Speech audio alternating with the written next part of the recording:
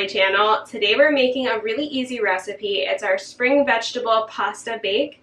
I love this because you literally are dumping ingredients into a casserole dish, baking it, and everything cooks together really nicely. You don't really have to, you know, even boil pasta and strain it. It's really just an awesome dump recipe. And you can switch up the vegetables. I generally like to do this seasonal. So even though this is called the spring vegetable pasta bake or whatever I'm gonna call it, you can change out the vegetables for whichever ones are your favorite, especially what's in season. So we're gonna get started. It's really simple. The recipe is linked down below in the show notes. You can click up down there. You don't even have to take notes. It's also on our website with a free printable PDF for you guys as well. So I do have a container that is oven safe. I usually get questions about this one. This is from Home Goods, I found it, and it has an oven safe lid as well. If you're using something like a casserole dish, you also can wrap in aluminum foil when we go to bake, or make sure you have a lid that's safe to go in the oven, but you will need to cover the dish, okay? And you can use a 9x13 casserole dish or something that's slightly smaller. Just as long as you fit all the ingredients in, you'll be set. 9x13, you really can't go wrong with that. So that's generally what I use. This guy is a little bit smaller. It doesn't have the dimensions anywhere, but you'll get the hang of it once you kind of see, you know, the amount of liquid and pasta and everything. All right, we're gonna jump into it. So today I have a kamut pasta. Now you can use any whole grain pasta that you'd like, gluten-free or gluten. We usually like eikon pasta, whole grain, or kamut. It's totally up to you. Around 12 ounces is generally what works for this recipe. So I'm just gonna dump it in. That's why I love this recipe. Kind of move everything back and forth, make sure there's enough room and it's all even. I'm gonna move it over. You also can preheat your oven to 425 degrees for this amount.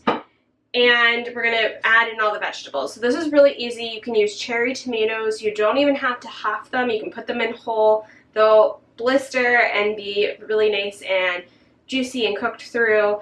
But it's around 10 ounces of cherry tomatoes.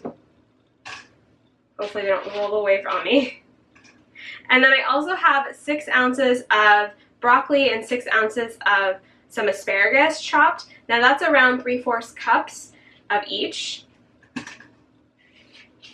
And I just roughly chopped it. You don't even have to be precise.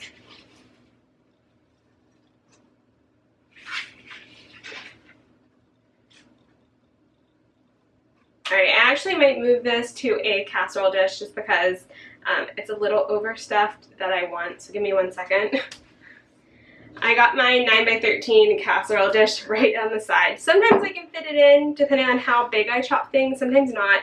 So, you know, just make sure whatever you use, you have lots of room.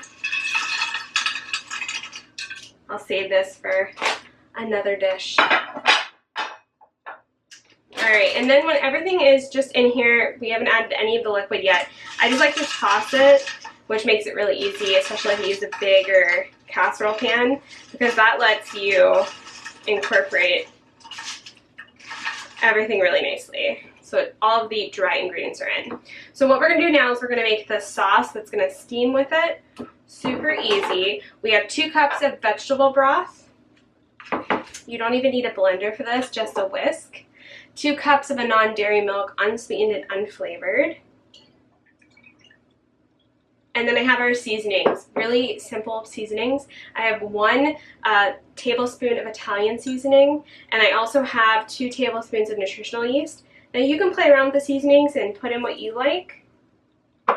And we also have 1 teaspoon of white miso. I'm just gonna whisk it just to break up the miso and to get the seasonings kind of well distributed. We're gonna pour on top, cover and bake, and dinner is almost done. Once it's well combined, you can just pour over everything.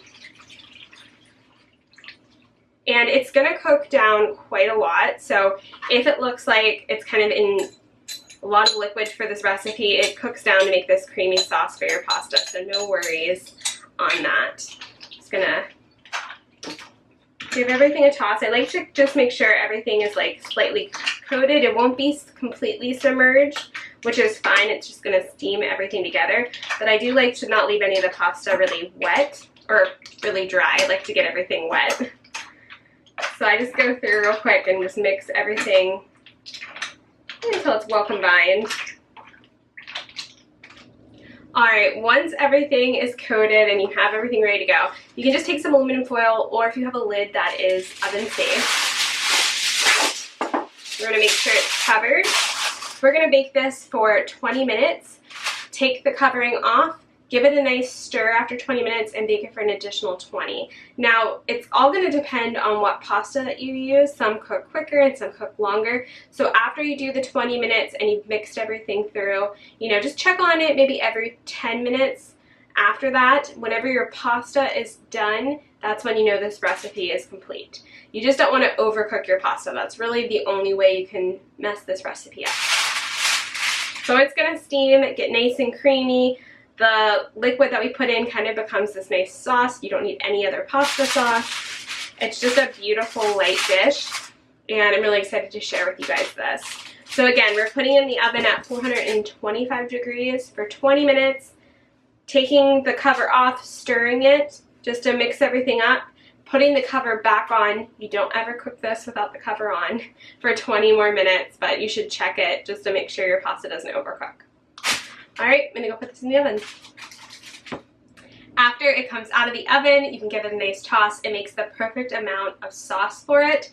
It's so different and so easy. And we love to serve this with a little lemon squeezed on top at the end. So good. It's perfect for spring or summer, and you guys will love it because it's just, you know, so simple to whip up when you're busy. Everything was cooked wonderfully. Well, leave us a comment if you try it. Let us know how you liked it. I really like it with the asparagus, tomatoes, and broccoli. Those are like my 3 favorite go-tos for this dish.